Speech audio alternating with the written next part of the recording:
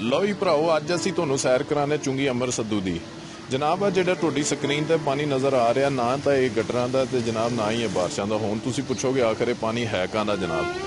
ये पानी जनाब अज तो कई सौ साल पहले की गल है जनाब। एक बाबा अमृतसर तो पैदल तुर के पाकिस्तान आया, जिन्हें सारी इत्थों की जनता के अगे अपील की कि मेरे लंगर वास्ते इंतजाम किया जाए।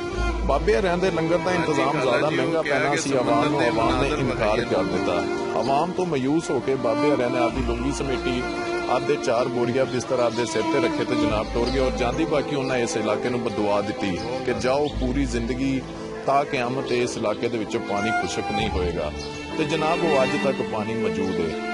हुण तुहाडी स्क्रीन के सामने जिहड़े मंजर पेश किए जा रहे हैं जनाब, ये कोई होर नहीं साइकिल ते जाण रहे जनाब। साडे वड्डे भरा जनाब अवामी वैलफेयर सोसाइटी के काबिले इज्जत मैंबर जनाब मोहम्मद लियाकत कंबोज साहब जान रहे हैं। इन्हां दा ख्याल है कि अगर इस पानी दे विचों साइकिल लंघ जाए तो जनाब उन्होंने कभी भी जंग नहीं लगेगा।